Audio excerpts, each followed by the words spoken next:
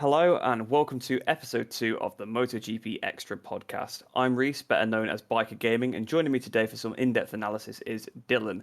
If you do enjoy today's podcast, feel free to like the video on YouTube and rate the podcast 5 stars on Spotify.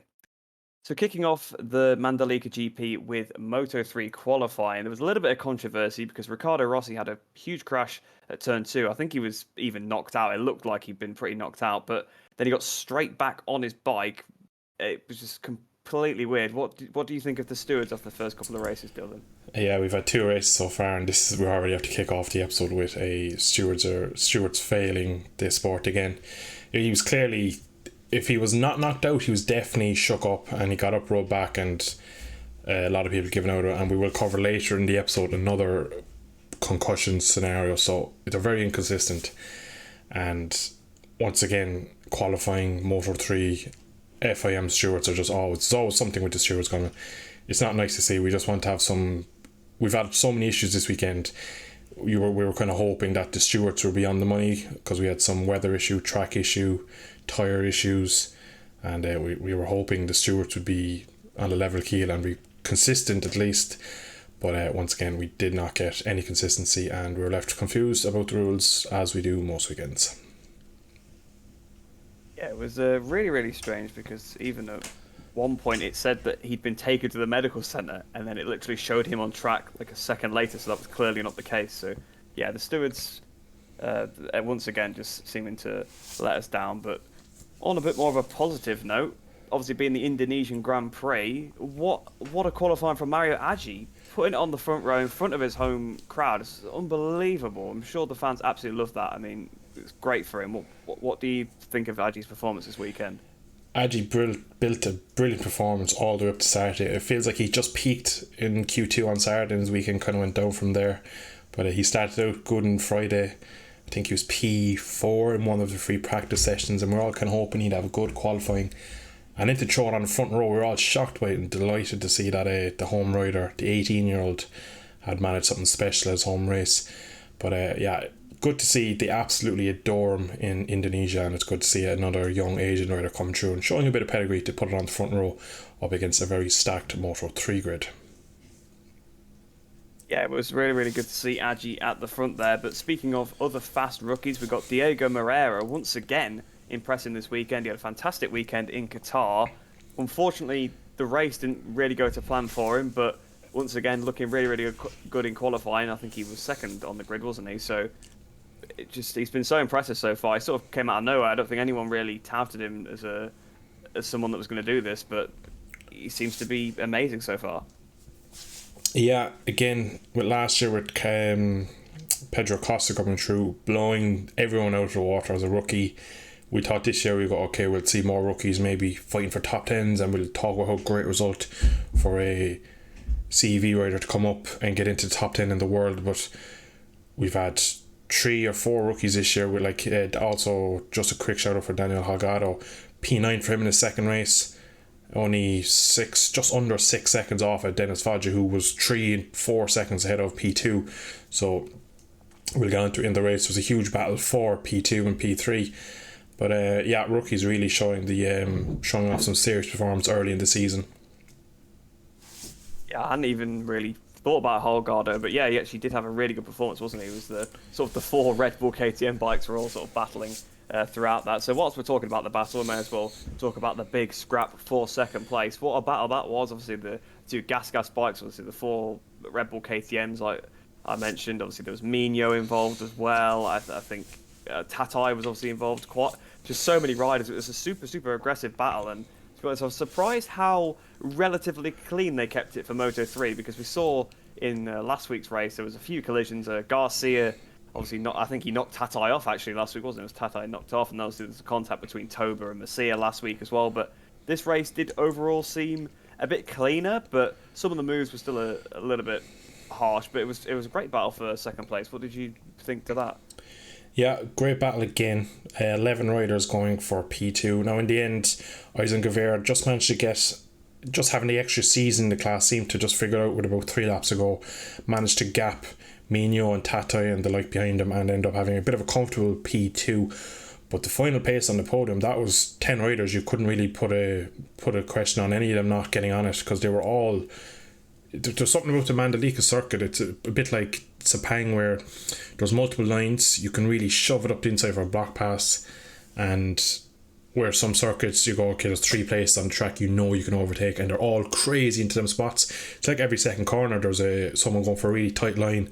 The rider in front wants to take a wide swooping line just to make that gap, but as a spectator it was brilliant to watch. There was a lot of racing, but unfortunately as we get to the second to last lap, it all kind of fell apart, and we did see, I think, 4 riders crash in the last lap. Both incidents were the rider behind T-boning the rider, so unfortunately it was great until we got to the last lap, and I think they all, just what I just mentioned, the positives of how great the track is, it kind of turned into a negative on the last lap with all the collisions, unfortunately. Yeah, we may as well talk about the collisions now. See, Mino, the championship leader, being one of the riders T-boned there by Sasaki from behind. It was a bit of an optimistic move. There's a few passes like that throughout the race. I think we'd got quite lucky it hadn't happened already, but last lap people are a little bit more over the limit, and I actually think that Mino and Sasaki have a little bit of form for colliding before in the past, which is interesting. But yeah, Sasaki obviously went for the move on Mino, took out the championship leader, and that's really not what Mino needs, because he had a great race in Qatar. Obviously was pretty lucky to actually inherit, funnily enough, from Sasaki, obviously the lead once Sasaki had his issues, but he put himself in a great position. Looks like he's up for it for this season. He wants to try and fight for this championship. He wants to try and bring home the points. He knew he couldn't beat Fodger today, so he was sort of taking stock. He wasn't doing anything too silly, to be fair, in that battle for second place. He was just sort of trying to keep to the front of it, and unfortunately, once again, taken out. He seems to always be in the wrong place at the wrong time, which maybe is something he should take a look at, but yeah, it's Mino just really not ideal for him. Yeah, again, he's one of the older ones in the class, and I reckon he's sitting there looking at Antonelli's seat going, that's me next year, I have that seat, because Antonelli, again, there's so many question marks over. I don't think he'll be in the GP paddock next year, never mind just Moto 2. I think he'll maybe follow suit with Bulega and go over to maybe World Superbikes or something or other. I don't see him. I think he's had so long in the GP paddock that he's been passed out, and I think he needs maybe just a change of scenery. But back to Mino, I reckon he knows he doesn't have the bike maybe under him as Foggia does. That Leopard Honda is just, it looks like a different class of machinery. It's actually scary how fast and how well they can get that bike going, considering the engines are given at random. So it's like a lot of people say, oh, they all get preferential treatment. The engine, they're given a number, they go collect them engines, they bolt them into the frame, and that's it. There's no A spec, B spec engines from Honda or GasCas or any KTM boys. They all get equal engines, so they're just doing something. It must be gearing. They might have a perfect suspension to get absolute brilliant drive, but whatever it is, they're doing something right, because Foggia was an absolute dominant rider. Danny Kent style, pulling away. He got to the front, and you actually see Mino in the race just jump into P2, and he tries to go with him, but Foggia just had so much over them. He was quickest in morning warm-up, and in the race, so he just clicked out. He was top notch again, brilliant. A bit like Cesino Vietti in Qatar, just got to the front, disappeared, hit his apex, and a very good 25 points to start off his championship challenge, I reckon. Yeah, Foggia was absolutely unbelievable today. I mean, like you say, he got to the front. Mino knew immediately he had to try and go with him, and he did. He went with him sort of for about a lap. He had dropped back a bit, but then he lost the front, didn't he, into the last corner, and that's really what sort of dropped him back. It put him back in the clutches of the two gas bikes, and that was it then. Foggia had got away. Like you say, Danny Kent style. It's a very Leopard victory. Just they've always had massive advantage in terms of the engines, and again, like you were saying, there's no preferential treatment. It's not like the old 125, 250 days where, you know, the manufacturer decided who was going to win the race based on, you know, what package. Like, you could be on a Honda, but your Honda might be 20, well, maybe not 20, but like 5 mile an hour slower down the straight than the other guys, and you're never going to stand a chance. But Leopard seemed to have that bike set up so well, just allowed Foggia to ease away. It looked easy for him. I mean, he was cruising by the end, and obviously he did a massive wheelie up towards the line. You know, when a rider does that, they've got a big lead. So yeah, outstanding from Foggia. Got his championship fight really started, because obviously he had a bit of a poor Qatar, but then again, that was just because he was weaving and qualifying. If he hadn't done that, he would have probably won that race too. So, yeah, it looks like Foggia is going to be the man to beat this year. But speaking of other people that had a good race, we've got Carlos Tatai, put it on pole position for the first time in his career. And then it was just an interesting race for him. He didn't start too well. He dropped back a little bit. He had a long lap penalty, but managed to fight his way back through up to be on the podium. It was, considering that he's not really shown too much when he was in the Sponsorama team before, it was nice to see, and he was really, really fast. Yeah, CF Moto's first pole position as well. I had some question marks. I know it's a reskinned KTM, but I always look at the KTM. That's their full blown factory. Either Husqvarna is going to be as quick as a KTM, or it is CF Moto, Chinese reskin of the KTM. So for them to be on pole, and as well he got the long lap, but he had a great race, and he seemed very positive in the race. There was overtaking it, he had a lot of confidence in the front end of the bike, and made up that P3 in the last couple of corners. Just managed to pip Garcia and Dennis Anchu. So again, he had a lot of promise when he came into the Moto 3 class.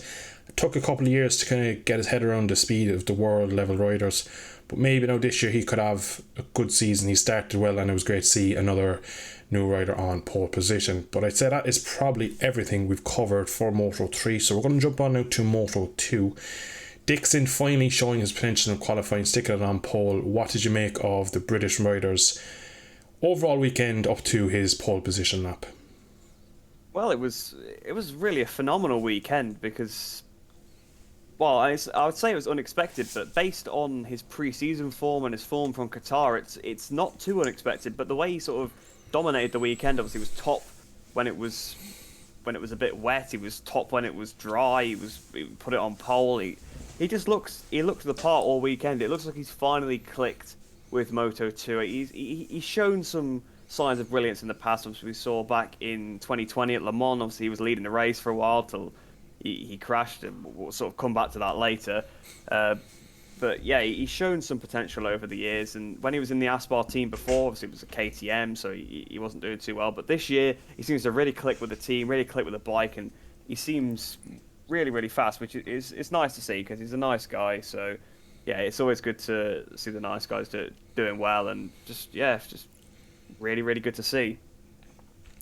Now, for the race of Moto 2, we did have a shortened distance due to track conditions. They had adjusted overall the weekend was put a bit later in the local time to just make it slightly better for the Europeans. And there was a bit of criticism of flack I seen on Twitter. Andrew Pitt was a bit critical of it, saying that the later you go in the rain season, the later in the day, the more chance of rain. So they ended up shortening Moto 2. And even at the start, it was spitting. It was a very aggressive start. A lot of riders battling. I think a lot of them had in their head, because there's no flag to flag in Moto 2. Red flag, lap comeback. I think a lot of riders wanted to be in high positions. And what did you make of the start in the Moto 2 race, considering the conditions? Well, the start itself was pretty aggressive. It was almost a bit like a Moto 3 race. I think it's because everybody knew that potentially the race could get stopped at any point. That if the rain came down, the race had already been shortened, so they didn't have to do too many laps. Actually gets 2/3 race distance, which would be full points. And once that happens, if there's a little bit of rain, they're more than happy to stop the race because everyone's going to get their full points. No one's going to moan. So everybody was going off the start, being super, super aggressive with each other. Simone Corsi probably in particular, which, that's not a surprise knowing Simone, but it was good to see him up there on the MV Agusta, which was actually working pretty well this weekend by the looks of it. I think the MV Agusta is almost a little bit like the Speed Up was like quite a while ago, where at some tracks it actually works pretty well. So Simone was up there, he was bashing with Vietti a little bit at the start of the race. It wasn't just them, of course. Everybody was sort of just gunning for it, trying to be as fast as possible, just to try and get up into a high position in case the race does get stopped. But yeah, it was an interesting start. Yeah, and we move on now to the first casualty of the race. Jake Dixon made it up to P2. Maybe got caught out with a spot of rain or something, but unfortunately he took the front not long after passing Sam Lowes. He was chasing down and did look like to have the pace maybe to pull in the race leader Chandra at the time, but unfortunately we'll never know, as he did end up in the gravel a couple of laps later. Another false dawn, or does Dixon really have something to fight with this year?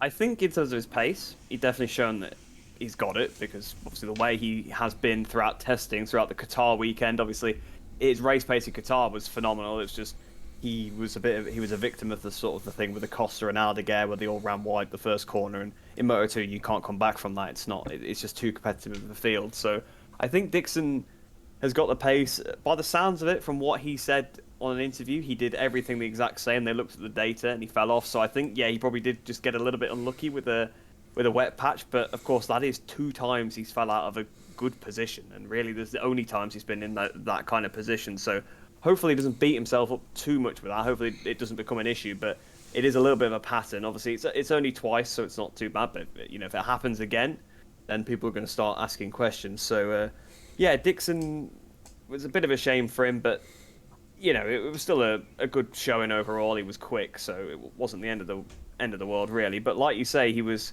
looking like he might be able to catch up to the race leader, who was Somkiat Chantra. If you said that before the weekend, well, you may as well go and buy a lottery ticket, because you can obviously predict the future somehow, because Chantra, I'm going to be honest, hasn't ever really shown much. He's had a couple of good weekends here and there where he's had decent pace. A couple of times Austria, I think Thailand a few years ago, which was his home Grand Prix.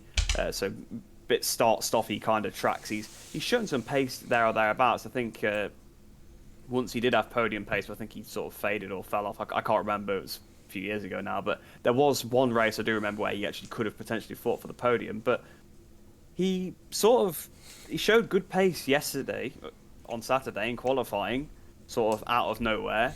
And then the start he got into the race, barreling it into the first corner, taking the lead, and then he did a Vietti from the last race. He just cleared off. I can't believe it. I really can't believe it. I mean, he'd obviously been looking good over the course of Saturday, but I would never in a million years thought he was going to win the race. But so happy for him. But I've never even really seen him be interviewed before. He seems like a really nice guy. He was super, super happy. So what a race it was for Chantra.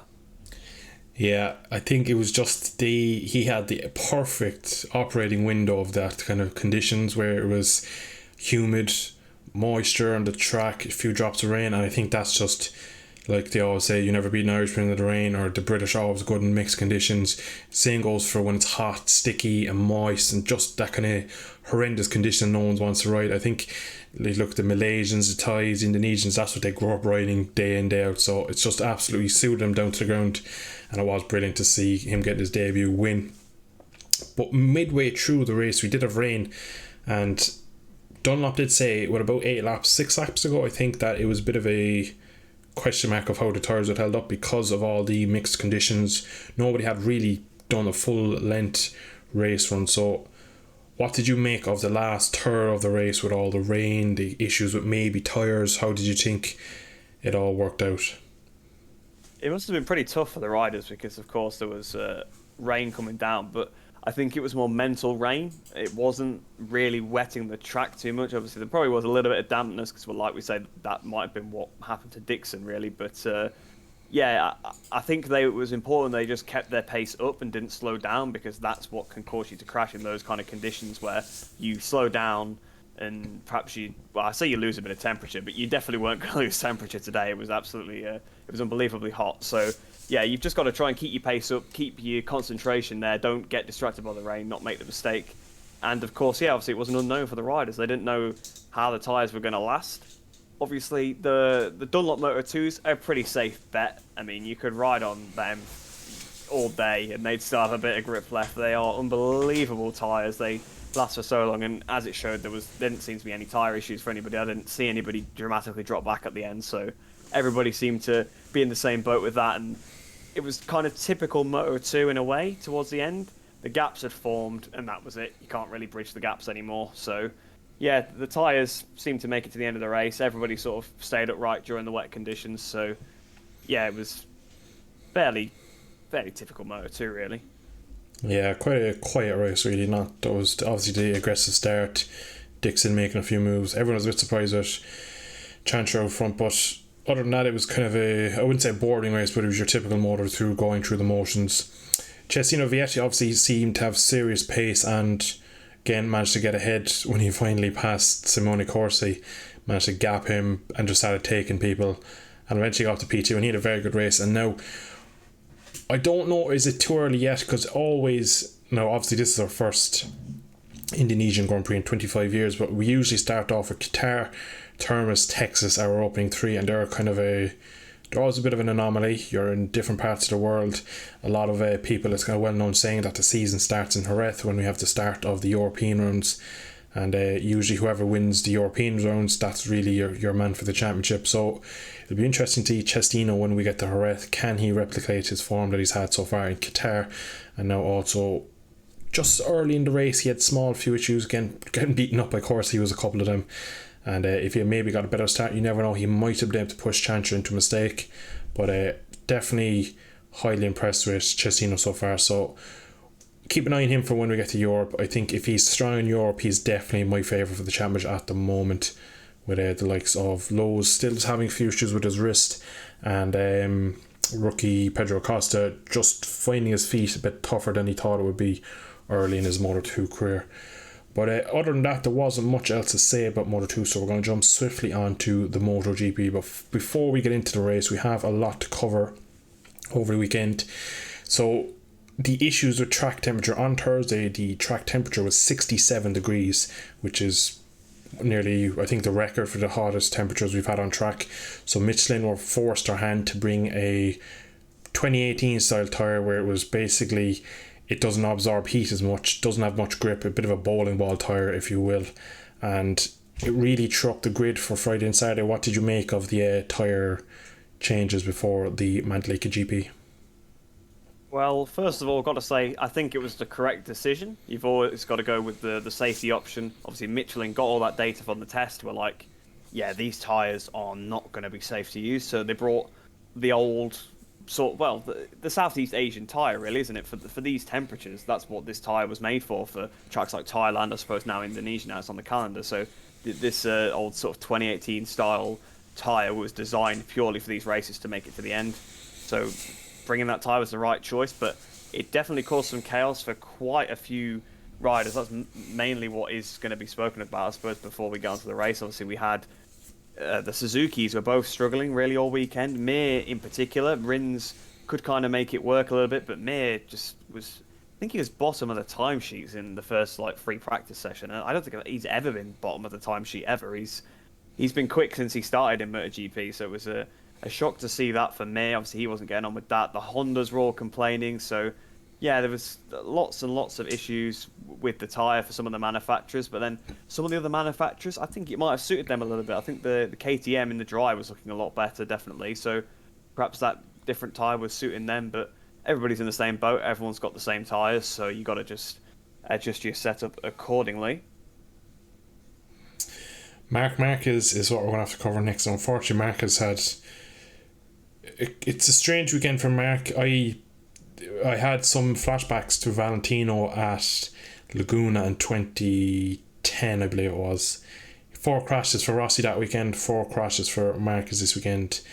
We'll get on to him further in the race, but he has also been very vocal about the new Honda, saying that with the old Honda you could feel the front, you could feel where the limit was. Well, he could anyway. That was a kind of an issue with other riders not being able to feel the front, but now he says he doesn't know where the limit of front end is, and pretty much all 4 crashes were big crashes. There wasn't any first gear just tipped off the edge of the tyre. They were all 100 mile an hour plus crashes, and the guy coming back from injury, the injuries he's had over the last 18 to 2 years, is it's a bit scary to see him thrown around like that, getting ragged all through the gravel. And we'll have to cover the warm-up crash that ended up putting him out of the race in a second. But what did you make his weekend up until Sunday morning when he had his horrific eyesight?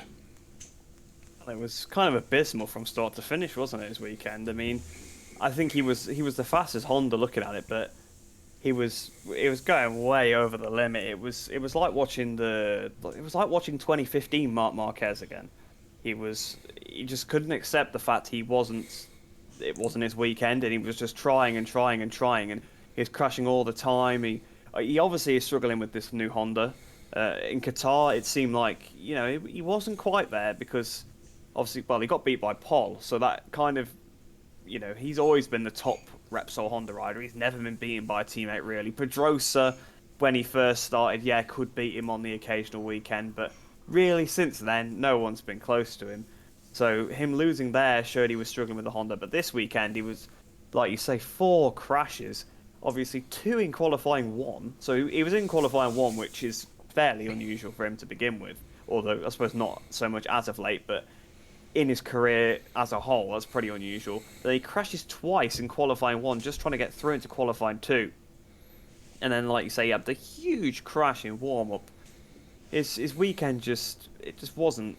It never really took off, and he couldn't really. It just seemed like he couldn't accept it, and he was just trying way too hard. Instead of sitting back and taking the viewpoint of it's not my weekend, and maybe just picking up a few points in the race. And as it turned out, it rained, so he could have even won the race if he hadn't put himself out. So yeah, I think it was a little bit like the old Marc Marquez, but not the one that dominated sort of 2019. It was sort of the one that lost the championship in 2015, if that makes any sense. So yeah, it was a very, very messy weekend for Marc. Yeah, and of course he ended up having 110 mile on high side in morning warm-up. Now, a lot of people are giving out saying that he was pushing too hard. It was actually an off-throttle high side, so there's people pointing the finger at the new Honda, there's people pointing the finger at the slightly harder compound of tyre, saying that it just let go on him. Again, colder temperatures in the morning, slightly a track that's had rain. It really is just kind of a lot of variables come together for that crash, but he landed on his head, was definitely blacked out for a bit during the crash, and when he came back to his feet, his equilibrium was all way out, because you could see he was just struggling to walk. He was holding his hands. He was just dazed, and the right decision was made. Unlike with the Ricardo Rossi incident, the right decision made that he was not to race. But jumping now to Sunday and the race, monsoon conditions hit just after the Moto 2 race ended, and we had the safety car out doing 5-6 laps every few minutes, and it looked about 3 feet underwater. What did you think at that point of the night view at that point when we were up 5-6 in the morning watching this back? What did you think was going to happen with all that rain, Rhys? Well, it was certainly interesting.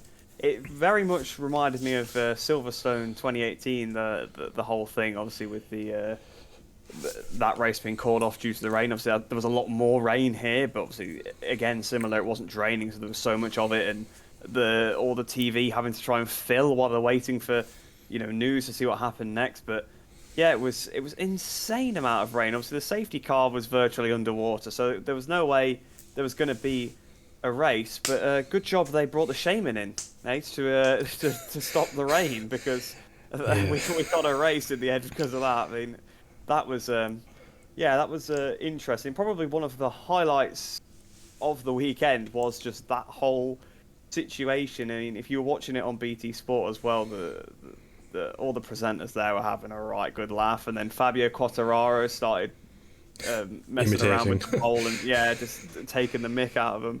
It's crazy, and I think the best part is they've flown her in. Someone actually flown her in from Bali to stop the rain, which it definitely made what could have been quite annoying, especially because we'd got up to see the race, made it quite funny. So yeah, it was crazy weather conditions, crazy just atmosphere in general. So yeah, it was a good job we got a race in the end, though. Yeah, exactly. So whether the Shaman did his job or not, we won't go into too much detail about that. But we did get a race just after 8:15 UK Irish time GMT, 4:15 Indonesian time. So we were kind of getting up against the daylight hours of running out of daylight as well, which in the storm and monsoon season, it can get dark as early as 5:30. So we were kind of in a short window, and we thankfully managed to get a race. Now the track was still wet. It was still spitting, just lightly raining in the opening laps, but Jack Miller jumped straight into the lead early on, got ahead of Fabio Quartararo. Fabio not known to be much of a wet weather rider, so it was interesting to see how he would go backwards but then recover. What did you make of his ride from Fabio first? Well, I was very impressed with him. I mean, yeah, he's not so much of a wet rider. The Yamaha in recent years, there's not been much of a wet bike. I mean, if you go back a few years, it wasn't too bad. I mean, Rossi used to do pretty well on it in the rain, although that might be more rider than bike, but still, obviously the Yamaha has not been too great in the rain, but I think in a way that did help them a little because it was a bit of an equalizer in terms of you can't get on the power as much, so they weren't at so much of a disadvantage. So I guess that kind of helped Fabio in a few places, but I think if it had been dry, he would have cleared off and won. So I suppose he was disappointed that it rained, but he put in another champions ride like Le Mans last year. He, even though it's conditions that didn't favour him, he didn't let it bother him. If that was 2020, he'd have been picking himself out the gravel probably at some point. Like it's like last year. He's showing this is the kind of ride that you end up winning the championship with. Obviously, like you say, he dropped back initially, but never too far back. I think he was only as low as 5th ever. So again, that would have been fine to sit there in 5th. Let the race come to him. He started catching up to Alex Rins. So he made a pass on him, overtook Rins for 4th place. And then obviously Zarco and Miller were battling over 2nd. Obviously Zarco couldn't get past Miller. Miller was a bit of a roadblock at that point, and Fabio just went past them like they were standing still, caught them, passed them both immediately, and then he had a little bit of an attempt at catching up to Oliveira, but that was never really going to happen. He was never going to quite catch up to Oliveira. But yeah, what a performance it was from Fabio. I was very, very impressed with him.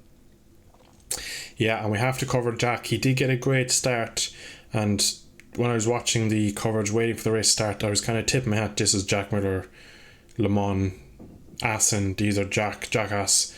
This is his sort of race, and he did get the start. He got to the lead, managed to pass everyone and get to the front. Had very good early pace, but as the track dried and people got a bit of a feeling, he seemed to be just lacking maybe that 1%.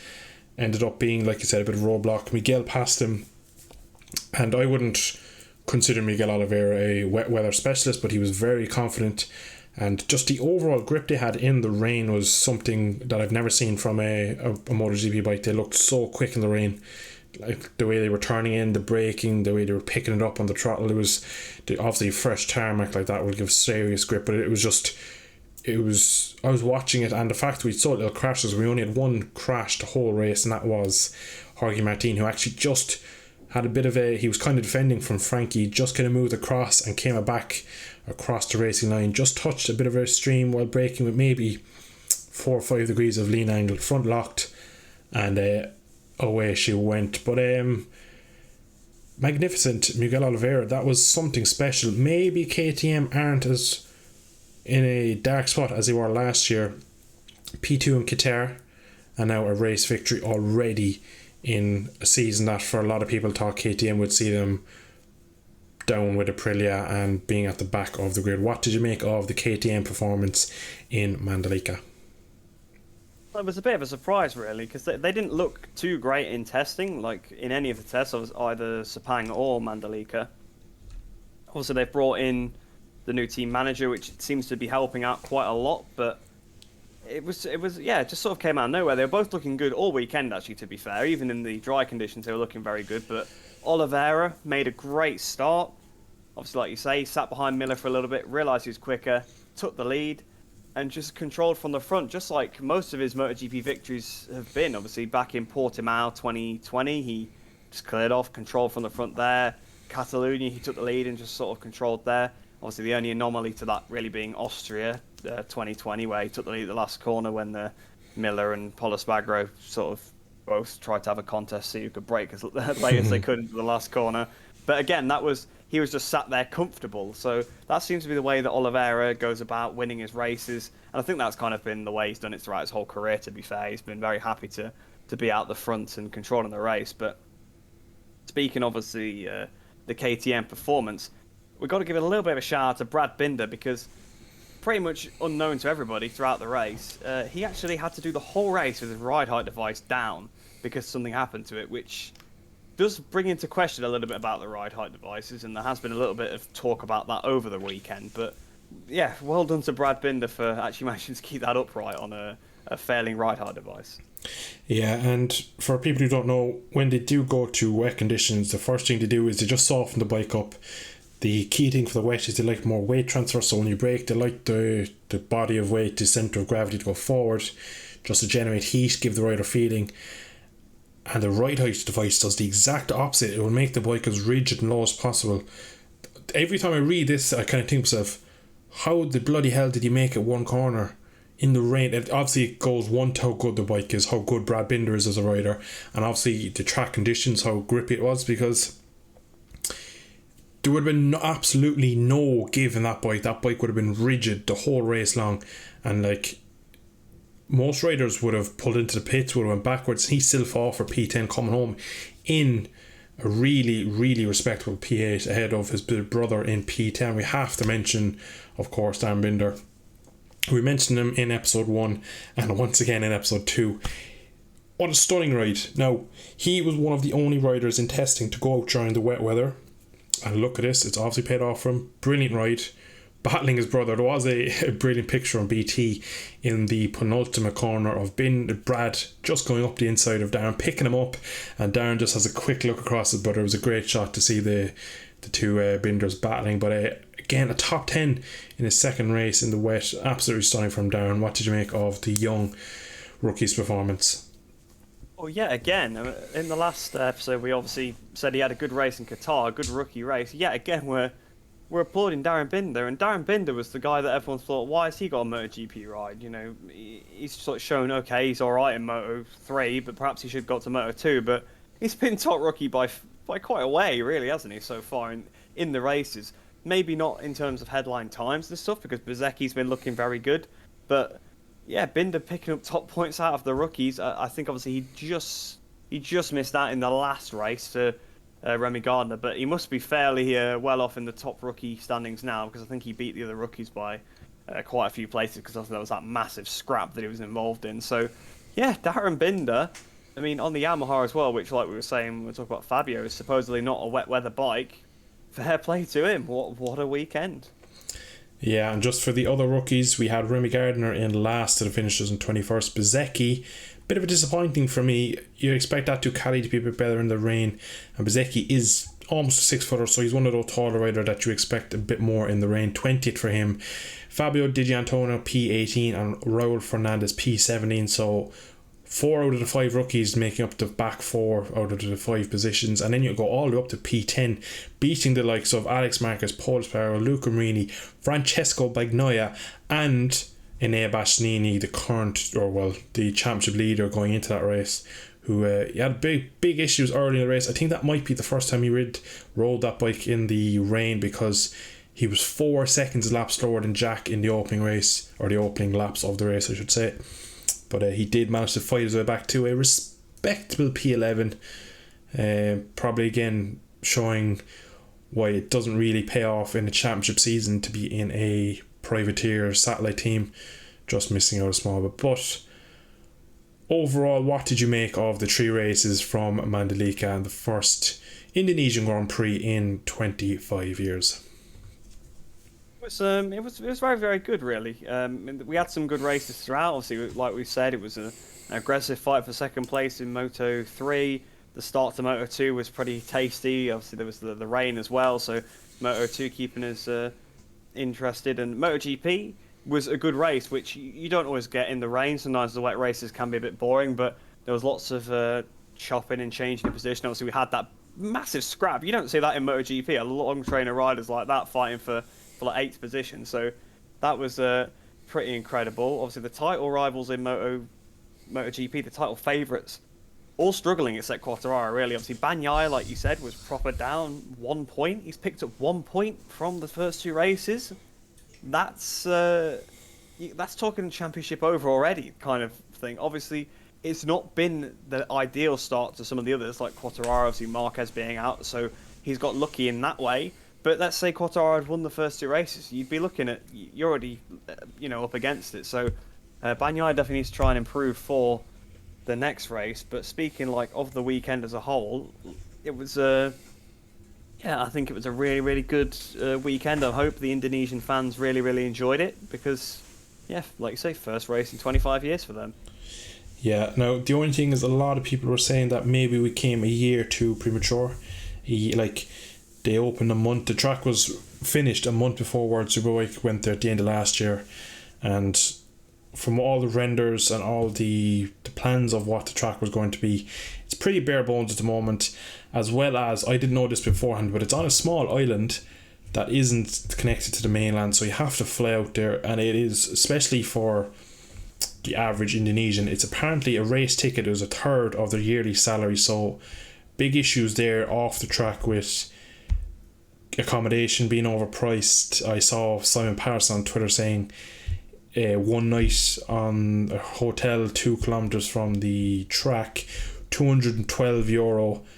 That race weekend, the following weekend, was like €19, so like 10 times the price you'd pay. So for the average Indonesian fan, it probably was a bit of a letdown that they couldn't get in, but maybe next year, hopefully we can.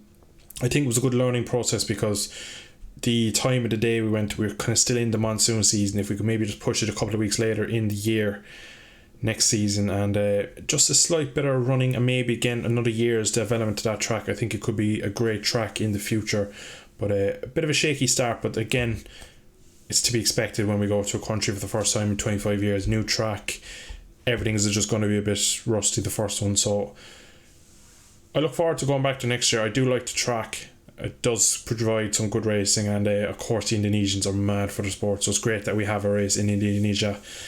And it's time now though to look forward to Argentina, a track that 2 years ago you might have said never going to come back after that huge fire. I genuinely didn't think we'd ever go back here, but thankfully 2 weeks time we are back to Termas de Rio Hondo. What do you think will be the headlines come Argentina? Tell you what, I completely forgot about that fire till you just mentioned it. Yeah, that was crazy, wasn't it? A few years ago there was a massive fire in the paddock, and yeah, I was thinking the same as you, that would be it, that they'd never go back. But obviously, in a way, the pandemic has helped them, because MotoGP haven't been there. They've had enough time to build that paddock back, so I think should be fine going there. In terms of headline results, obviously it does depend on the weather a little bit. Marquez has always been pretty good there, so provided he's going to race there, might be worth watching out for him, but of course he's still struggling. Who else has been pretty good there in the past? It's quite hard to say, because they haven't been there since 2019, so obviously riders like Quartararo have only done one race there, and a lot of the riders haven't raced a MotoGP bike there, so I think it could be quite an interesting weekend, because a lot of the guys that we now consider front runners obviously weren't front runners when we last went there, so it's hard to gauge how good they'll be. You know, the likes of Mir, Bagnaia, I have no idea how good they're going to be at Argentina. Obviously, they're going to have their base performance, because, you know, they're top flight MotoGP riders. They're not going to just start finishing last because they haven't raced a MotoGP bike at the track before. But there's definitely going to be an advantage for some of the more experienced riders, like your Marquez's, your Millers, those kind of riders. And if we get some crazy conditions, we could get a 2018 repeat for Jack Miller there, getting pole position. So yeah, I think it'll be a tough weekend to call, but it should be a good one, and it'll be nice to see them back in Argentina. Yeah, I am looking forward to it. I do like that track. It has a nice flow to it, and a lot of modern tracks are trying to be very complex and complicated. It's a bit more of a simple track, long corners, kind of. It has flow to it, which is a good track. The only thing, track conditions, usually when you go there, it hasn't been used now with the pandemic and stuff. Nobody knows what the track conditions like, but I have fond memories of when we used to go there in 16, 17, 18. Friday was just a write-off. It was a track cleaning day. Moto 3 would go first thing Friday, and it would be kicking up dust like it would be at Qatar. So we could have another race like the last 3 races where it's just track cleaning, so that all throws a bit of a spanner into works when it comes down to getting bike setup, race pace, and just getting an idea of the form book. So again, another race weekend that we're not going into going, okay, we're going to expect Miller on the podium, Marquez is definitely in for the win. It's just question marks again, and I think that is just the joys of modern MotoGP, that we're going to a track and we're maybe naming 7-8 riders that you could go, yeah, I could see them having a good weekend, but then you could also go, well, they haven't been there, you never know what they'd be like, that bike could work well there. It's just it's the joys of it at the moment. We have so many question marks, but I think that will do it for episode 2 of the Motogp Xtra podcast. What do you think, Rhys? Yeah, I think that's about it. I don't really have anything else to add. Like you say, obviously it's it's been a long time since they last went, so it's hard to predict. And that's just modern MotoGP in a nutshell. You know, you can win one weekend and be last the next because of how close it is. So yeah, it's just I've not really got anything else to add to that. No, so we will end it off there. So we hope you have enjoyed episode 2. Of course, this will be aired on both our YouTube channels as well as our Spotify account. So 2 more weeks and we will be in Argentina. We'll catch you all in a couple of weeks. Thanks for tuning in. Bye bye.